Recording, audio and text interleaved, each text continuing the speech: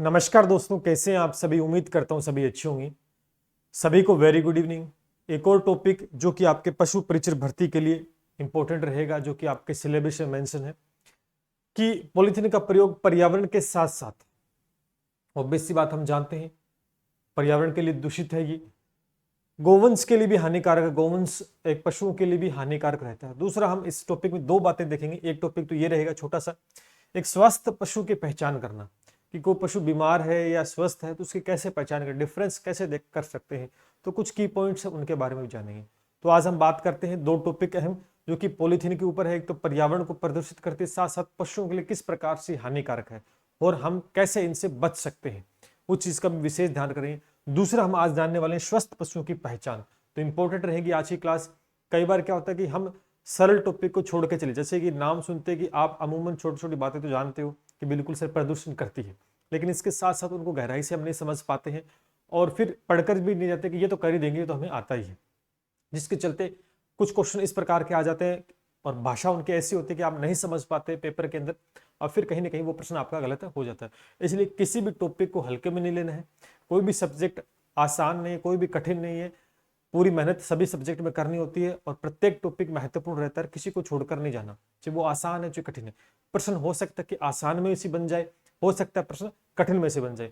प्रश्न तो बनना तय है, क्योंकि 45 क्वेश्चन आपके पशु परिचर भर्ती में पशुपालन का जीके से आने वाले हैं। तो इस यूट्यूब चैनल के ऊपर रात्रि 9 बजे डेली क्लास आपके दोस्तों होती है, जिसके चलते 2 से 3 दिन मिस हो गई थी, क्योंकि आपको पता दीपावली का टाइम है और घर पे भी काफी सारे काम है, वो हो जाते हैं। जिसके चलते है, क्योंकि दिन में ऐप के ऊपर लगातार क्लासें रहती है, 8 से 9 क्लास ऐप के ऊपर लेने के बाद में समय इतना मिलता नहीं, जितना थोड़ा बहुत मिलता, तो उस समय कई बार फैमिली के अंदर भी दोस्तों काम हो जाते हैं, तो वो भी करना बहुत जरूरी है। तो कोशिश रहेगी, लगभग 10-12 टॉपिक हमने कर दिए हैं, यूट्यूब पे करवा दिए, और धीरे धीरे सिलेबस की चिंता नहीं करनी है, टू द पॉइंट सिलेबस आपको कवर करवाया जाएगा। चलिए, तो सभी साथी चैनल को कर लीजिएगा सब्सक्राइब और शानदार तरीके से इस टॉपिक को भी समझते हैं। छोटे टॉपिक है लेकिन इंपॉर्टेंट चीजों को समझना है, ठीक है।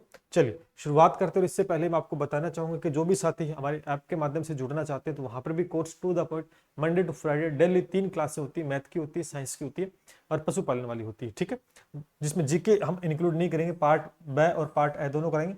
699 जो कि एक अफोर्डेबल प्राइस के अंदर लाइव क्लासें प्लस रिकॉर्डेड आपकी रहेंगी। लाइव के बाद रिकॉर्ड हो जाती है, plus test series, class notes, सब चीजें आपको टू द पॉइंट मिलने वाली है। तो आज जाके ज्वाइन कर सकते हैं। चलिए, पीडीएफ के लिए जो क्लास रहेगी आपकी, जो पीडीएफ के लिए क्लास है वो आपकी जो पढ़ाएंगे यूट्यूब पे, वो टेलीग्राम चैनल को ज्वाइन कर लेना। केवल पीडीएफ नहीं, आपको हर एक भर्ती का अपडेट जो भी आता रहता है वो भी आपको इन्फॉर्मेशन इस टेलीग्राम चैनल के माध्यम से मिल जाएगा। चलिए शुरुआत करते हैं। सबसे पहले हम बात करते हैं पॉलीथीन की। आप सभी जानते हैं कि पॉलीथीन की बात, इस टॉपिक की बात कर रहे हैं अपन, उसकी बाद में चर्चा करें। पॉलीथीन जैसे ही नाम समझ में आता है कि पॉलीथीन, आपने देखा होगा कि मार्केट में, ये हमारे आसपास से नहीं है, हमारे घर के अंदर भी आप देखो।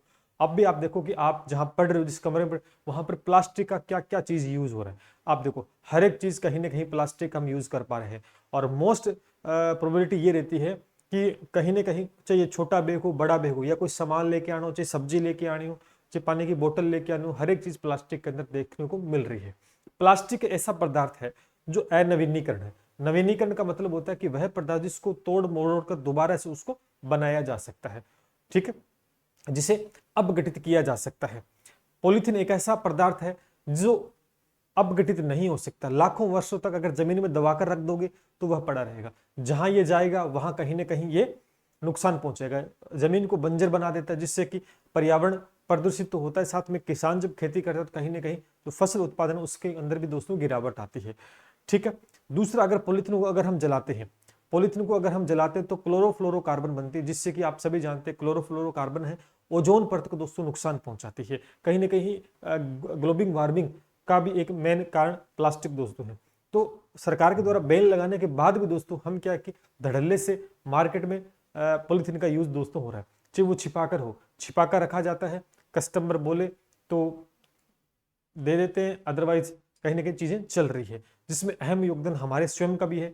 हम भी क्या करते हैं, घर से पॉलीथीन लेके नहीं, थैला नहीं लेके जाते कपड़े का, हम वो चीज। दूसरी चीज क्या होता है, चलो यूज कर लिया कोई बड़ी बात है, लेकिन हम अपने निजी स्वार्थ के चलते हम अपनी लाइफ में इतना दोस्तों बिजी हो चुके हैं, जिसके चलते जैसे सब्जी लेके आए या घर में कुछ खाने की चीज सामान लेके आए, तो वो खाने के बाद वो जो कचरा है, जो सब्जी का कूड़ा या कुछ है, उसको पॉलीथीन में डालकर और जहाँ घर के बाहर कूड़े का ढेर है वहां हम फेंक देते हैं, वहां फेंक देते हैं। अब पशु आप सभी जानते हैं कि बेचारे मूक होते हैं, बोल नहीं पाते, लेकिन समझते सब कुछ है, चीजें सब कुछ है, लेकिन एक बोल नहीं पाते, जिसके चलते क्या होगा, कचरे में वो खाना ढूंढते हैं। और जब कचरे में खाना ढूंढते और पॉलीथीन के अंदर बंद होता तो क्या करे पशु, भूख के मारे खाना पड़ेगा। आज हमें खाना नहीं मिले, भूख के मारे अपने को जैसा तैसा सूखा रूखा मिलेगा वो अपन खा जाएंगे। भूख अगर लगी हो और 2-3 दिन से खाना नहीं खाया, तो वही कंडीशन किसके साथ, पशुओं से। पशुओं को पता नहीं होता, वो फर्क नहीं समझ पाते हैं खाने के अंदर और जो पॉलीथीन उसमें, तो वो पॉलीथीन को भी उसके साथ में खा जाते हैं, जिसके खाने से कई बार गले में पॉलीथीन का टुकड़ा फंस भी जाता है, फंस जाने को दम घुटने लग जाए, पशु की मृत्यु हो सकती है। या कई बार नहीं फंसेगा, आगे चला जाएगा, पेट में आंतों में फंस जाएगा, धीरे धीरे धीरे जमाव हो जाता है और उसके बाद में कहीं ना कहीं उसकी मृत्यु निश्चित है।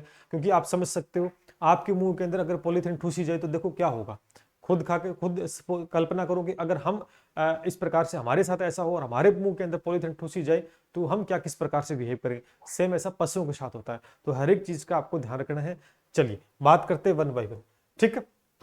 आप देख सकते हैं ये निराश्रित पशु जो कि बोल नहीं पाते और आपके सामने इस प्रकार के कचरे का ढेर आपने देखा होगा, आपके आसपास गली मोहल्ले शहर के अंदर हम कचरा यूं ही फेंक देते हैं सारा सामान, जबकि पॉलीथीन को अलग कर खाने वाले पदार्थ को अलग नहीं, इसमें देखो खाने का पदार्थ भी पड़ा। अब पशुओं को क्या पता कौन सा खाने का, जो भूख लगी तो ये पॉलीथीन, जो भी पॉलीथीन के साथ और भी बहुत सारे कचरा होता है जिसको खाया जाता है पेट के द्वारा, ठीक है।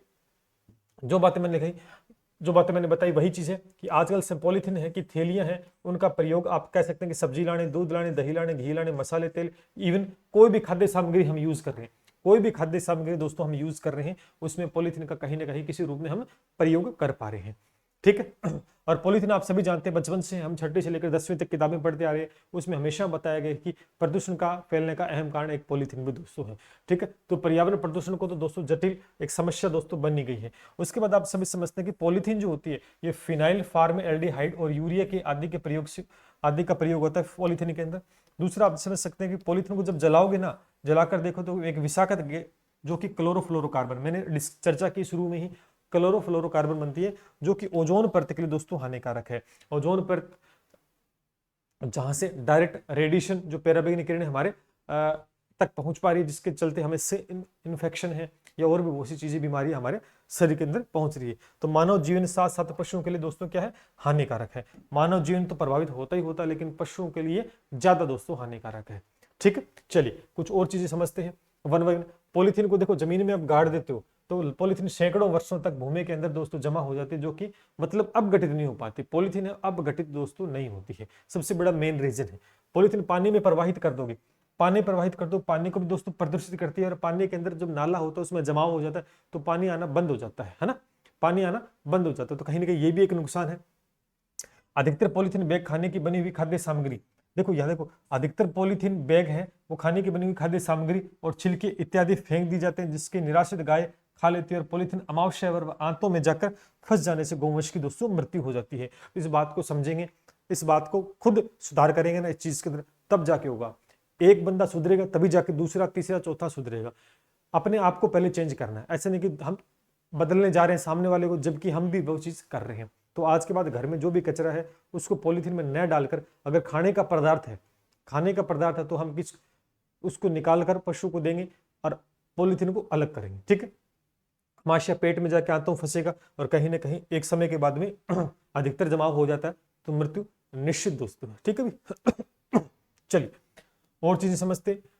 सबसे पहले देखो जो पॉलीथीन है और प्लास्टिक के दुष्प्रभाव है वो देख सकते हैं। पेड़ पौधों किस प्रकार से पहुंचते हैं, ऑब्वियस सी बात है, पेड़ पौधों किस प्रकार से पहुंचते हैं कि जमीन में किसान खेती कर रहा है और खेती जो जमीन के अंदर अगर पॉलीथीन जमी हुई है, पेड़ पौधे देखो हवा के द्वारा क्या होता है, हवा जब चलती है तो पॉलीथीन उड़कर एक स्थान से दूसरे स्थान पर चल जाती है, जब खेतों में पहुंचती है और कहीं ना कहीं खेतों के अंदर जमाव हो जाता है तो फिर बीज जो होता है, बीज डाला जाता है तो बीज ऊपर नहीं आ पाएगा क्योंकि वहां पर क्या होगा, वो दब जाएगी, ठीक है। इस वजह से कहीं ना कहीं बहुत बड़ा नुकसान भी दोस्तों हो रहा है कि पेड़ पौधे हमारे पर्यावरण का, आप सभी जानते हैं कि पेड़ पौधे नहीं होते हमारा जीवन असंभव है, क्योंकि इन्हीं से हम क्या करते हैं, जीवनदायी जो ऑक्सीजन गैस है वो हमें प्राप्त होती है, ठीक है।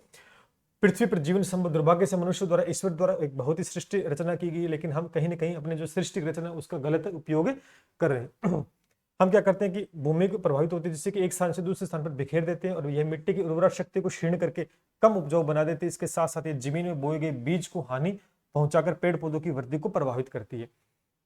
उपजाऊपन है मिट्टी का, सॉरी धरती का है, वो भूमि का है, वो कम कर देती है और बीज को पनपने नहीं देगी अगर ऊपर जमाव हो गया, क्योंकि ये अपघटित होते नहीं है, लाखों वर्षों तक दोस्तों सेम टू सेम वैसी रहेगी, जलाएंगे तो क्लोरोफ्लोरोकार्बन बनेगी।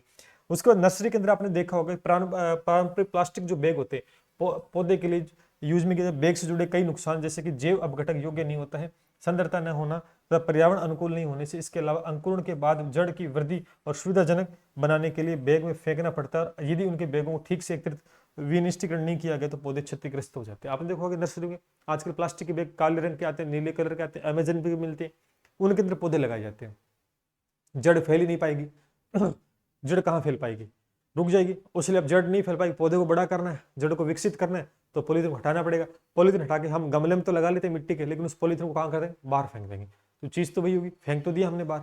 आपने एक नोटिस किया होगा कि आजकल जो रेडियो पे सामान मिलता है, रेडियो के ऊपर सामान मिलता है खाने का, फास्ट फूड की जो रेडियो वगैरह लगी होती है, जैसे छोले भटूरे के, छोले भटूरे वाले क्या करते हैं, जो छोले होते हैं वो तो हम बर्तन में डाल के देगा, लेकिन जो भटूरे होते हैं गर्म निकाल के वो नीचे अखबार की पन्नी लगाकर उसके ऊपर रखेगा। ध्यान करना, ये सबसे ज्यादा हानिकारक है। अखबार के ऊपर जो प्रिंट होता है, कहीं ना कहीं वो प्रिंट एक शाही से लिया होता है, और उसके ऊपर जब रखकर उस पर रखकर आपको भटूरे दिए जाते हैं, और कहीं ना कहीं वो उसके साथ मेल्ट होकर जो शाही है भटूरे की चिपक कर और आप उसे खा रहे हो और अपने पेट में जा रही है। ये चीज कोई नहीं समझता। तो कभी भी अखबार के ऊपर लपेट कर तेलीय पदार्थ या जो भी आप छोले भटूरे जो भी अखबार में लपेटी हुई चीज को नहीं खाना है आज के बाद, उसे इग्नोर दोस्तों करना है। ये भी हानिकारक अपने विषय के साथ हम खिलवाड़ कर रहे हैं। चलिए, पेड़ पौधों के लिए किस प्रकार से, फिर पालतू पशु व वन्य प्राणियों के लिए किस प्रकार से, आप देख सकते हैं कि पॉलीथीन के ढेर में खाना तलाशती गाय है, वो कचरे के ढेर में अपना खाना तलाश करे, भूख किसी को समय है ही नहीं उन्हें खाना देने के लिए, सीधी सी बात है। घर में हम रखते हैं सिर्फ सेल्फ प्रॉफिट के लिए कि दूध दे रही है तो अच्छी बात। आजकल क्या दूध दे रही तब तक ठीक है, उसके बाद में उसको घर से निकाल दिया जाता है, चरने के लिए बाहर छोड़ दिया जाता है और शाम होते उसको बांध लिया जाता है, सिर्फ कि हमें कुछ ना करना पड़े, सिर्फ हम प्रॉफिट सोचते हैं। चलिए, कि पॉलीथीन के ढेर में खाना तलाशती गाय है, प्रकृति और मानव ईश्वर का एक अनमोल अनुकृति है। मूक पशु प्लास्टिक बैग और फेंके गए खाने में फर्क नहीं समझ पाते हैं, जिसके वक्त कचरे के डिब्बे या जगह फेंके गए भोजन को प्लास्टिक के बैग को खा लेते हैं, और यह उनके पाचन तंत्र में फंस जाने से अत्यधिक मात्रा में प्लास्टिक खा लेने की वजह से उनके गले में फंस जाती है, दम घुटने से मृत्यु हो जाती है, नहीं होगी तो पेट में जाएगा, अमावश्यक पाचन क्रिया प्रभावित होगी और कहीं ना कहीं एक समय के बाद उनकी मृत्यु होना दोस्तों है। ठीक है, तो इससे बचने के लिए आपको क्या करना है, इससे बचने के लिए सीधी सी बात यही है कि हमें प्लास्टिक का कम से कम यूज करना है। समुद्र में मछुआरे हैं, क्या कर रहे हैं, मछलियां पकड़ते हैं, जाल खराब हो गए तो वहीं रह गया बीच में, कई बार क्या है जीवित मछली है वो भी जाल में फंस जाती है किसी और चीज में, और निकालने वाला कोई है नहीं कौन जाए, तो एक समय के बाद दोस्तों मृत्यु हो जाएगी। हमें जाल में लपेट कर छोड़ दिया जाए, सोचो कोई खोलने वाला ना हो और हमसे खुले ना, तो कितने दिन तक रहेंगे, एक दिन, 2 दिन, 3, एक दिन हमें मरना ही होगा। सेम ऐसा पशुओं के साथ दोस्तों होता है। तो ये चीज हमें दोस्तों ध्यान रखनी, ठीक है। पशु पक्षी द्वारा भ्रमवश प्लास्टिक बैगों का अपना भोजन समझकर खाने से बीमार पड़ जाते हैं, और धीरे धीरे बीमार होने की वजह से, और हमें प्रॉपर इलाज भी नहीं करवाते, ये चीज हो रहा है, हम इलाज भी नहीं करवाते, हम नॉर्मली छोड़ देते हैं, ठीक है। क्योंकि देखो ऑब्वियस सी बात है, घर में रखेंगे तो थोड़ा ध्यान रख सकते हैं, वो भी अपने प्रॉफिट के लिए। बाहर पशु घूम रहे, गवर्नमेंट भी ध्यान दे रही, लेकिन उतना प्रॉपर ध्यान नहीं दे पा रही जितना होना चाहिए, ठीक है। चलिए, ये हम देख सकते हैं। उसके बाद हम भूमि के ऊपर देख सकते हैं। भूमि प्लास्टिक बैग जो होते हैं दोस्तों एक नॉन बायोडिग्रेडेबल पदार्थ, जिसे दोबारा से उसको विनिमय नहीं किया जा सकता, यानी जिसे बनाया नहीं जा सकता, यानी अपघटित नहीं कर सकते पॉलीथीन को। भूमि के अंदर जमाव होगा तो कहीं ना कहीं क्या होगा, भूमि बंजर हो जाएगी, फसल का उत्पादन अच्छे से नहीं होगा, बीज अंकुरित अच्छे से नहीं होगा। तो प्लास्टिक है, कहीं ना कहीं फेंकोगे तो कहीं ना कहीं इनडायरेक्ट या डायरेक्ट रूप से देखोगे तो हमें ही दोस्तों नुकसान है, नुकसान। ठीक है, यही बात इसमें दोस्तों बोली गई है कि क्योंकि इनका उपयोग करने से भारी मात्रा अपशिष्ट दोस्तों क्या हो जाता है, इकट्ठा हो जाता है, और इस्तेमाल करके फेंक देने से प्लास्टिक बैग निष्पादन के लिए एक गंभीर समस्या है, और छोटे छोटे टुकड़ों के टूट जाने से वातावरण में हजारों वर्षों तक बने रहने का प्रदूषण दोस्तों फैलता रहता है। ठीक है, तो भूमि को किस प्रकार से दोस्तों नुकसान पहुंचा रहा है, ये बात भी इसमें मेंशन की गई। देन उसके बाद अगर हम देखें यहाँ पर, ठीक है, जल को किस प्रकार से ये नुकसान द्वारा तो प्लास्टिक काफी हल्की होती है। आप देख सकते हैं पहला नुकसान तो ये कि पाइपलाइन के अंदर अगर कचरा आ गया प्लास्टिक का, हम फेंक देते हैं और कहीं ना कहीं रुकावट आएगी तो क्या होगा, पानी हमारे तक नहीं पहुंच पाएगा, तो ये सबसे बड़ा नुकसान। दूसरा, रसायनों का समावेश देखने को मिलता है काफी ज्यादा वहां पर, तो गैसेज भी बनती है पानी के अंदर काफी। और उसके बाद CO जो कार्बन मोनोऑक्साइड गैस है, वो आपने देखा गंदी नालियां जो होती है वहां पर कार्बन मोनोऑक्साइड दोस्तों गैस बनती है, जो कि काफी ज्यादा खतरनाक गैस होती है। ठीक है, आपने ये देखे क्या बोलते हैं उनको, नीचे जो जमीनों में होते हैं गटर वगैरह वहां पर काफी ज्यादा हानिकारक गैसेस बनती है, और आप कुछ देर तक अंदर रहोगे तो आपका दम दोस्तों घुट सकता है। ठीक है क्यों हो रही है, अगर साफ पानी होता ऐसा नहीं होगा, लेकिन वहां पर कचरे की वजह से क्या होता है, रासायनिक क्रियाएं होती है और बनना कुछ होता है, बन कुछ जाता है, जिससे हानिकारक गैसें बनती है, और कहीं ना कहीं हमारे लिए तो हानिकारक है ही मानव जीवन के लिए, लेकिन प्रकृति को भी दोस्तों नुकसान बहुत ज्यादा पहुंचा रही है।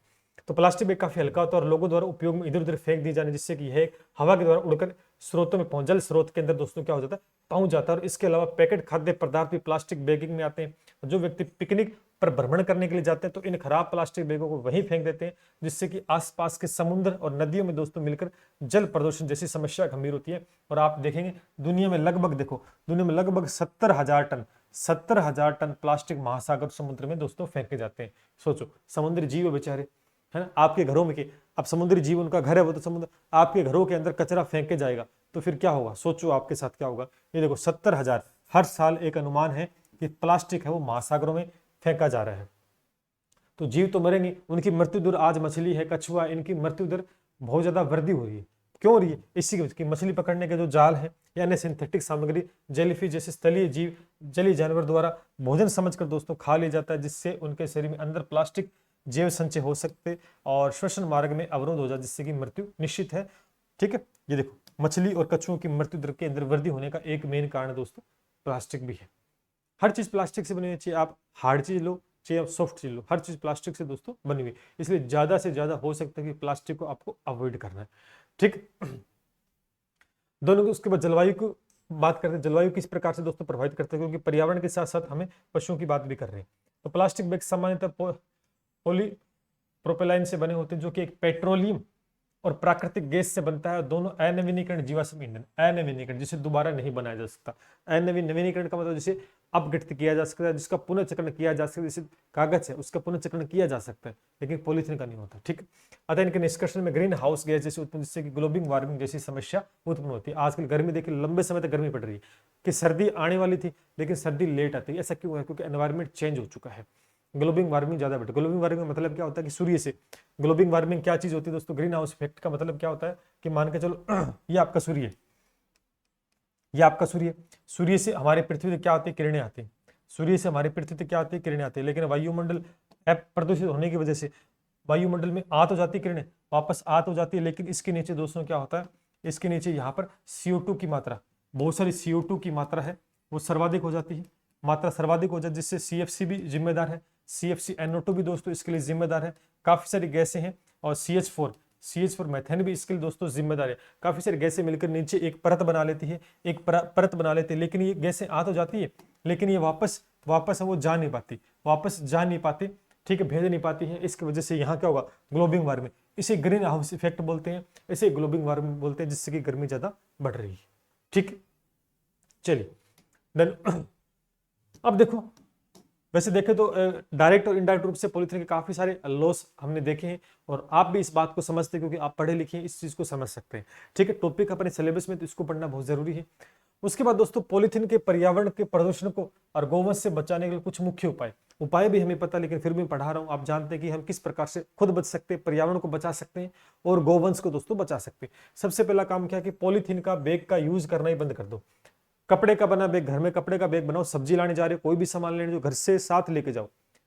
लेकिन अपन रईस ज्यादा हैं, अपन इतने एटीट्यूड में रहते हैं, इतने सज धज के जाते हैं कि कोई देखेगा तो क्या कहेगा कि थैला हाथ में क्या लेके आया, है ना। इस एटीट्यूड में अपन कहता है चलते हैं और वहीं से लेके आते हैं पॉलीथीन।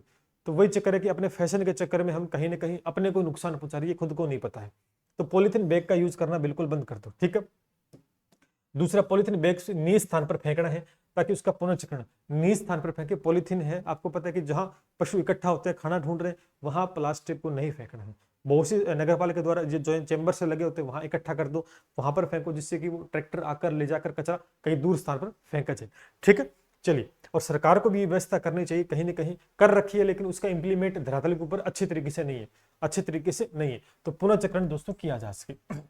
पॉलीथीन बैग है, पॉलीथीन बैग खाद्य सामग्री जैसे बचा हुआ खाना, सब्जी आदि छिलके इत्यादि डाल करना है कि आज के बाद पेपर तो अलग बात है, लेकिन आपको विशेष ध्यान करना है कि हमें पर्यावरण के प्रति सजग होना, और जो खाने पीने की सामग्री बच जाती है उसे पॉलीथीन में डालकर आप मत फेंको कहीं। खाना फेंक रहे हैं, पशु खाएगा तो उसको नुकसान होगा, इसलिए उसको अलग करके बेचें। कहीं ना कहीं हम जब दे रहे हैं तो कुछ सही तो दें, कचरा क्यों दे रहे हैं उनको। बाजार में जाते समय अपने कपड़ों का थैला अवश्य जरूर बनाएं, और कुल्हड़, डोला, पत्तल आदि का प्रयोग दोस्तों करें। कहीं ना कहीं हर एक चीज के अंदर आप प्लास्टिक को अवॉइड कर सकते हैं, ठीक है। चलिए, उसके बाद दोस्तों ये टॉपिक पॉलीथीन का था, क्योंकि इसमें कुछ ज्यादा विशेष बात नहीं, एक थ्योरेटिकल पार्ट था जिसको समझना था, ठीक है, जो आप जानते भी हैं। दूसरा भाग सिलेबस में दे रखा है कि स्वस्थ पशु और बीमार पशुओं की पहचान कैसे कर सकते हैं। वैसे तो शक्ल देख के बता देते हैं कि ये व्यक्ति कैसा है, लेकिन पशु में थोड़ी सी जिसको नॉलेज है, पशु रखते हैं जो ग्रामीण क्षेत्र में, उनको पता होता है। लेकिन जो शहरी क्षेत्र में और आप जॉब करना चाहते हो, पशु परिचर बनोगे, तब आपको भी थोड़ा सा अनुभव होना चाहिए कि किस प्रकार से और क्या लक्षण होते हैं जिसकी वजह से हम ये देख पाए कि पशु स्वस्थ है कि बीमार है। तो इसके लिए कुछ की पॉइंट्स है जो मैंने बहुत बेहतरीन तरीके से डिजाइन आपके सामने किए हैं, इन चीजों को आपको पढ़ना है। चलिए, यहाँ से प्रश्न निश्चित रूप से पेपर में पूछा जा सकता है, और वो हम बना के, जैसे सिलेबस होता है तो हम एमसीक्यू टेस्ट चलाएंगे जिसमें क्वेश्चन किस प्रकार से बनेगा, वो चीज भी दोस्तों आपके साथ डिस्कस करेंगे, ठीक है। पहला पॉइंट क्या है, पहला पॉइंट देखेंगे आप। पहला पॉइंट है कि सदैव सजग व सतर्क रहे। अगर स्वस्थ पशु है, देखो पशु स्वस्थ है ना, तो सदैव सजग व सतर्क रहेगा, एक्टिव रहेगा। कहने का मतलब है कि एक्टिव रहेगा। हम बीमार हो जाते हैं तो हम एक्टिव रहते हैं क्या? नहीं रहते। अगर हम भी हो गए तो मैं क्लास नहीं लूंगा, एक्टिव नहीं रहूंगा। तो इससे हम ये देख के बता सकते हैं, अगर कोई जीव एक्टिव है तो वह बिल्कुल स्वस्थ है, लेकिन वह आलस भरा है, सुस्त हो गया है, चमड़ी खुरदरी होगी, बिना चमक, चेहरे पे चमक नहीं है, तो वह बीमार पशु होगा। क्या होगा? उसका स्वास्थ्य ठीक नहीं होगा। तो पहली पहचान तो आप ये देख के कर सकते हो, ठीक है। चलिए, क्योंकि आप पशु परिचर बनने जा रहे हो तो आपको तो देखो नॉलेज होना चाहिए, क्योंकि पशु के संबंध से लगभग आपके दोस्तों काम रहने वाले हैं।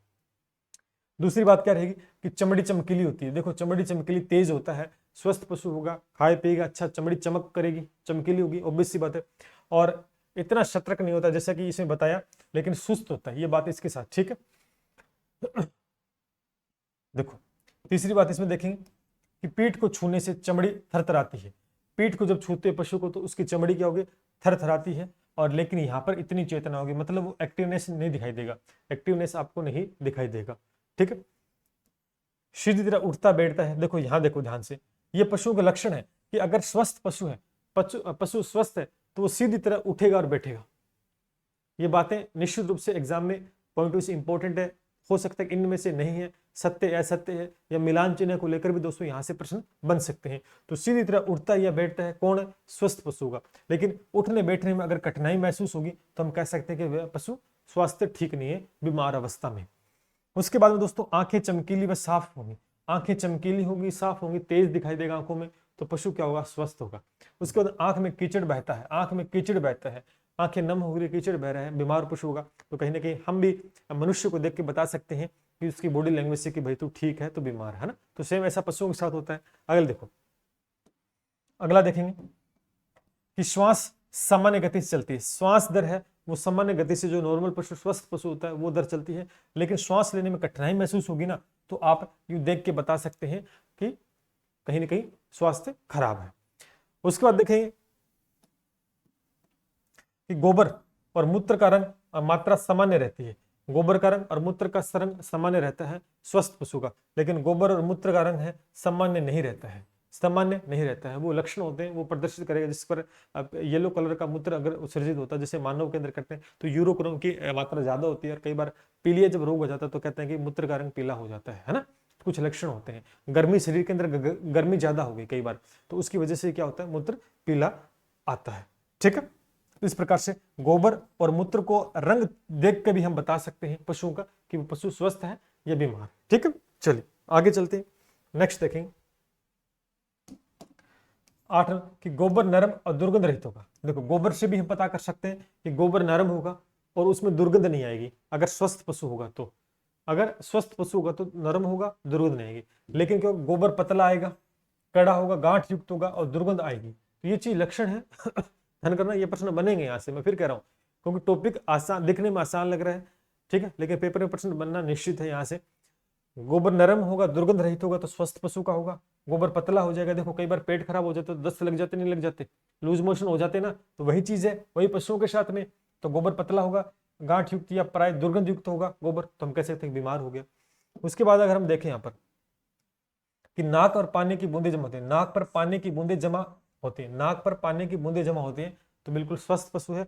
और नाक पर पानी की बूंद जमा नहीं होती है तो ये भी लक्षण हम देख के बता सकते हैं कि वह बीमार पशु है। ठीक है, हर एक चीज लाइन इंपॉर्टेंट है।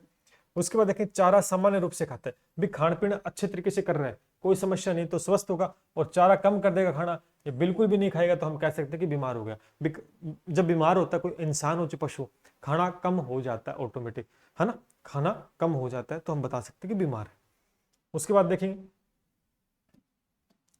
उसके बाद है जुगाली क्रिया चबा चबा कर करता है। स्वस्थ पशु होगा तो जुगाली करना उसका मेन काम है, तो जुगाली क्या करेगा, चबा चबा कर क्रिया करेगा। जुगाली कम करना शुरू कर देगा, बिल्कुल भी नहीं करेगा, तो इस स्थिति में पशु क्या हो जाएगा, बीमार अवस्था में दिखाई देगा आपको। ठीक है भाई, चलिए नेक्स्ट है 12 कि मूत्र सहजता से होता है लेकिन मूत्र में कठिनाईता या रुक रुक कर मूत्र आता है, तो हम ये कह सकते हैं कि ये चीज हमें चेक करनी पड़ेगी और इन चीज का प्रैक्टिकल हमें करना होता है, तब जाकर हम चीजों को समझ सकते हैं। जो पशुओं के संपर्क में रहता है, दूध डेयरी जिनके पास है, जो पशुओं का देख रेख करते हैं, उनको ये चीजें पता होती है। आप पशु परिचित बनने जा रहे हो तो कहीं ना कहीं ये चीज भी आपको पता होनी चाहिए, और कहीं ना कहीं आपका भी प्रैक्टिकल होगा, आपको भी ट्रेनिंग जब दी जाएगी तो ये चीजें आपके साथ में साझा दोस्तों की जाएंगी। ठीक है, और हो सकता है कि प्रश्न के माध्यम से इन चीजों को पूछा जा सकता है, तो मैंने बड़ी व्यवस्थित तरीके से एक एक चीज को आपके सामने रखा है। पानी सदैव की भांति पीता है, पानी डेली बेसिस पे जो पानी पीता है उतने क्वांटिटी में पानी पी रहा है तो स्वस्थ है। और पानी पीना कम कर देगा ना, देखो बीमार होती है, हर चीज कम हो जाती है, खाने पीने का मामला है तो बिल्कुल ही नॉर्मल हो जाएगा। ठीक है, खुरों का आकार सामान्य होता है, अगर स्वस्थ पशु तो खुर जो पैर नाखून जिसे हम कह सकते हैं, खुर जिसे कह सकते हैं, वो सामान्य रहेगा, लेकिन खुरों का आकार बड़ा हो जाता है, इस प्रकार से हम कह सकते हैं। नो आगे चलते हैं, कुछ और है की पॉइंट देखो इसके बारे में कि गर्भाशय में कोई खामी नहीं होती है, गर्भाशय के अंदर कोई खामी नहीं होती है, और गर्भाशय में अगर दोष नजर आएगा तो वो कह सकते हैं कि बीमार पशु की श्रेणी के अंतर्गत है। ठीक है, शरीर को छूने से तापमान में कोई कमी नहीं होती, शरीर को छूकर तापमान उसका टेम्परेचर देख के बता सकते हैं। ठीक है, छूने से शरीर में तापमान ज्यादा गर्म या ठंडा महसूस होगा तो कह सकते हैं कि कहीं ना कहीं शरीर में डामाडोल स्थिति है।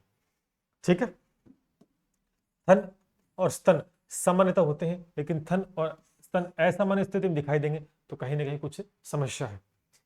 पशु अपने शरीर पर मक्खियां नहीं बैठने देते, देखो स्वस्थ पशु होगा ना, ये मेन देखो, पशु अपने शरीर पर मक्खियां बैठने नहीं देता, क्योंकि वो एक्टिव रहेगा, उड़ाता रहेगा, लेकिन शरीर पर मक्खियां बैठने पर पशु ध्यान नहीं देता है, ध्यान नहीं देता, क्योंकि वो आलस भरा होगा, सुस्त रहेगा, सतर्क नहीं रहेगा। तो ये भी एक अच्छा पॉइंट है भाई, ठीक है ना, अच्छी बात है। तो यहाँ से भी आप देख सकते हो कि पशु पर मक्खी बैठेगा तो पूंछ हिलाता रहेगा, क्योंकि वो एक्टिव बैठने नहीं देगा, और बैठा हुआ कुछ नहीं कर रहा, आलस भरा, बीमार है ना, तो उस स्थिति में हम कह सकते हैं कि बीमार। ये कुछ लक्षण थे, कितने लक्षण बताए, 18 लक्षण मैंने आपको बताया कि स्वस्थ पशु के क्या है और बीमार पशु क्या। तो इनसे हो सकता है कि किसी प्रकार से भी प्रश्न जुड़कर पूछा जा सकता है। आने वाले समय में जब इसका सिलेबस हो जाएगा उसके बाद हम एमसीक्यू टेस्ट लेके आएंगे, तब आपको बताएंगे कि इनसे किस प्रकार के प्रश्न बनेंगे। बाकी इनसे रिलेटेड हमारे जो ऐप है वहां पर तो टेस्ट सीरीज मिलेगी, तो हम टॉपिक वाइज तो देंगे, तो वहां से इनसे किस प्रकार के प्रश्न बन सकते हैं वो तो आपको मिल ही जाएंगे। पहले सिलेबस कंप्लीट होगा टू द पॉइंट, उसके बाद। तो आज की क्लास में इतना ही, छोटे टॉपिक थे, नॉलेजेबल, आपके नॉलेज में टॉपिक थे, आसान थे, लेकिन चीज़ों को कवर करना बहुत जरूरी है। मैं कहता हूँ कि कोई चीज़ आसान नहीं, कोई कठिन नहीं, लेकिन हमें पूर्णतः अपने ईमानदारी के साथ हर टॉपिक को विशेषता देनी है और उसको हर तरीके से पढ़ना है। ठीक है, तो निश्चित रूप से यहाँ से प्रश्न बने ना बने वो बात की बात है, लेकिन बन जाता है तो हमारी बेनिफिट होना चाहिए, नहीं बनेगा तो कोई दिक्कत नहीं, हमें नॉलेज हो गया, ये मानो। लेकिन हमें सिलेबस में दिया टू द पॉइंट इसको पढ़ना है, इससे ज्यादा इसके अंदर कोई चीज नहीं है। जो कि चीज काम की वो मैंने बता दी, इसके अलावा कोई भी अगर अटरम पटरम फालतू वो चीजें, वो कोई मतलब वाली बात नहीं है। जितना काम का है, जितना चैप्टर काम का है, जितनी चीजें आपसे एग्जाम में पूछी जाएंगी वही चीज पढ़नी है, अन्य ऐसी चीजों पर बिल्कुल भी ध्यान नहीं देना है, क्योंकि हर एक पेपर का लेवल होता है, वो भी अकॉर्डिंग टू आपकी एग्जाम। चलिए मिलते हैं इसी के साथ दोस्तों। और बाकी ऐप के माध्यम से आप जुड़ना चाहे तो हमारा कोर्स 699 के अंदर जुड़ सकते हैं डेली बेसिस पे। दिसंबर के अंदर अंदर हमारा to the point complete course हो जाएगा, देन उसके बाद उसमें टेस्ट सीरीज भी स्टार्ट हो जाएगी। चलिए मिलते हैं इसके साथ दोस्तों। जय हिंद, जय भारत। और पीडीएफ के लिए हमारा टेलीग्राम चैनल है, उसको ज्वाइन कर लेना। चलिए मिलते हैं इसके साथ। जय हिंद, जय भारत।